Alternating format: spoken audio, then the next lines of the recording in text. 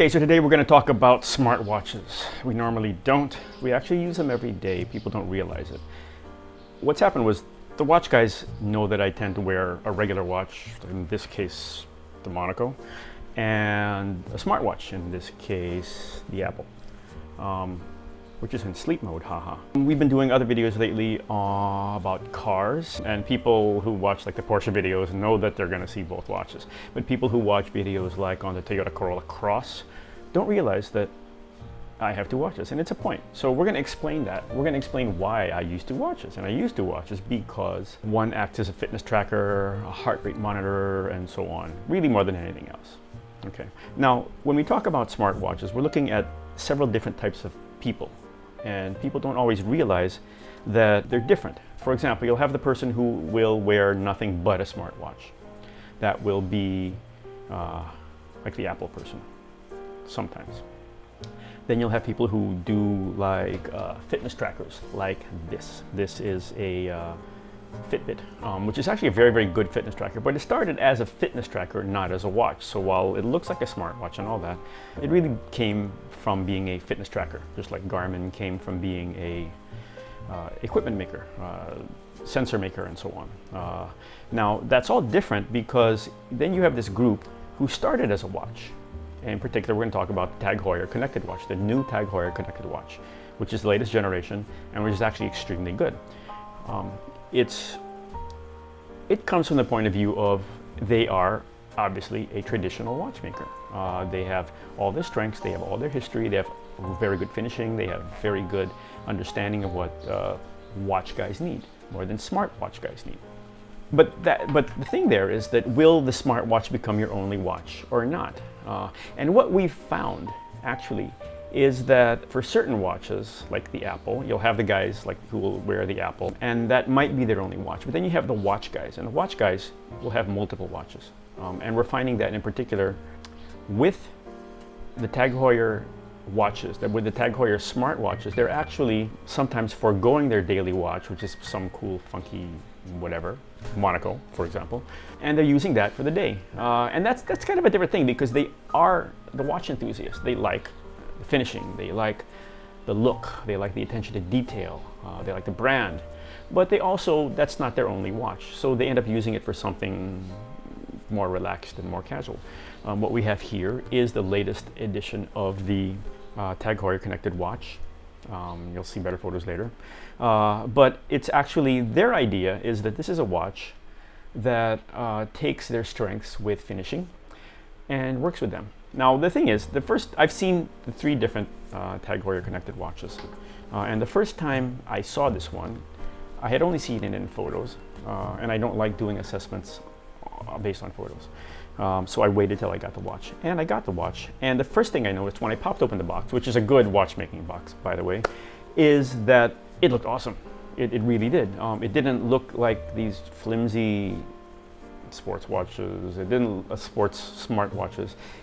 For one thing, the first thing that grabbed me, honestly, was that it had a ceramic bezel. Okay, it has a ceramic bezel. Now it has other ones. You can have other colors. You can have a titanium one, which is cool.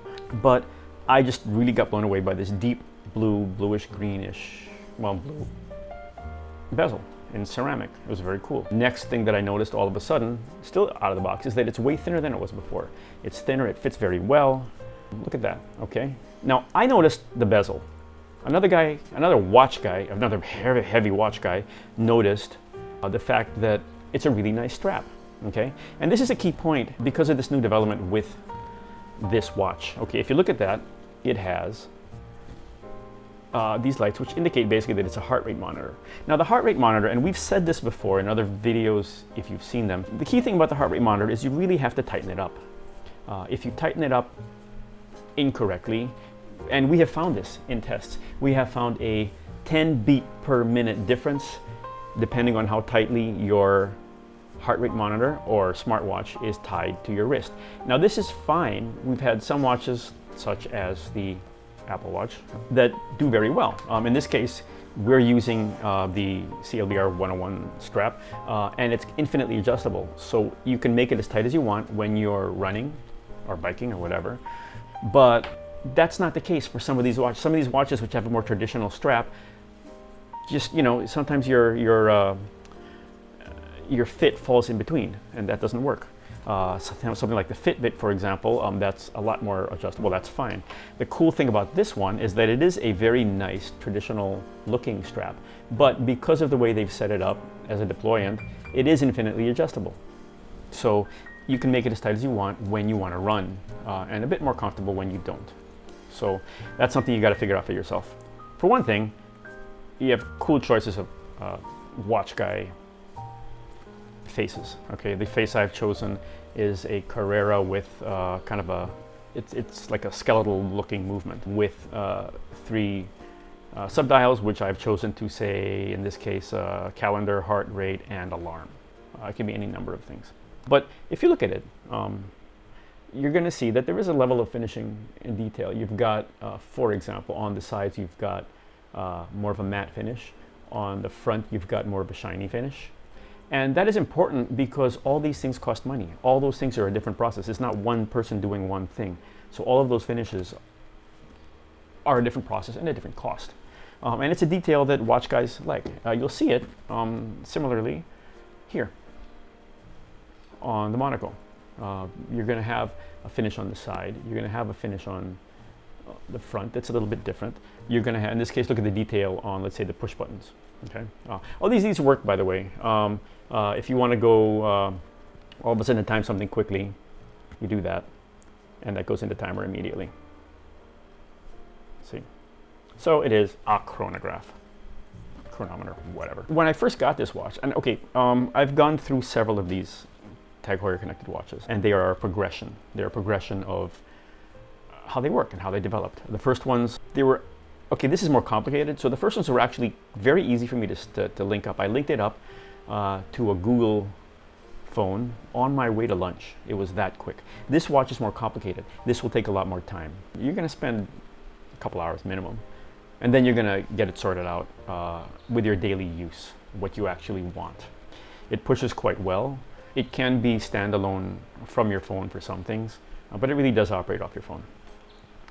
In general, I like it a lot. It is one of the few smart watches that I have used on my left wrist, because normally on my left wrist is a watch like the Monaco, because I just really like my watches.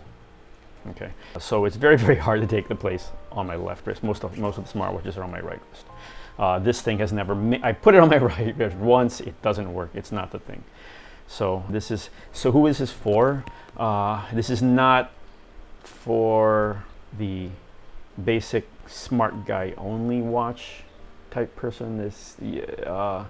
If all they want is something that's basically an extension of their phone, this isn't really that. This is for someone who appreciates a level of detail that's a bit further up the horological ladder. So you can't really lump smartwatches into one thing. Just like you can't lump chronographs or day dates or whatever into one group, because you're going to have one from Rolex or Patek and you're going to have one from Timex. So you can't lump them in. They're very, very different. And this one in particular, and this is where TAG Heuer is a bit different. They have this massive history. They have this massive DNA, and they are committed at the moment to the whole smartwatch idea. And they believe that's the future, and it makes sense. But they also don't want to downgrade their level of product or attention to detail just because it's a smartwatch. That's what that is. It's launching in your area soon. It's quite cool. Go take a look. Battery life. Okay, one thing. When we first started the watch up, it went out of battery very quickly. That was, we believe, because it was syncing up with everything. It was doing all its updates. It was doing all its setting up exactly the way I wanted it. So it went very quickly the first day. After the second day and so on, I left it running. I could, and I had everything going. Okay, I had all the pushes going to my phone, from my phone to the watch. I had everything up and running, basically. I was getting notifications, I was getting heartbeat, and so on.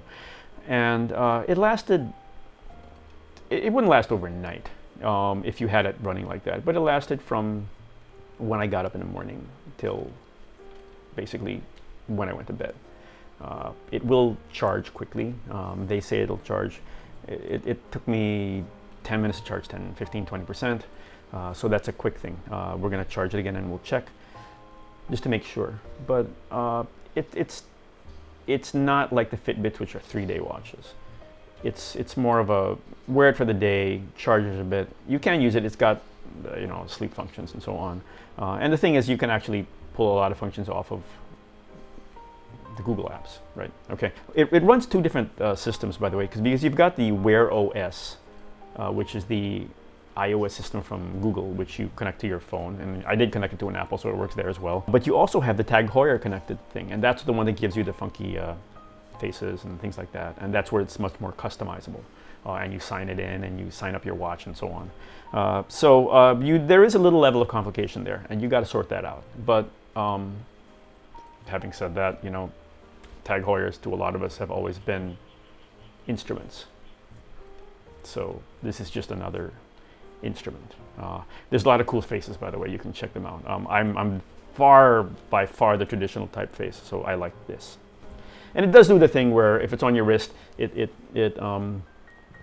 is a bit dimmed, and then when you turn it, it lights up. And it does it fairly quickly, so it's cool. So that's the TAG Heuer Connected Watch. We like it.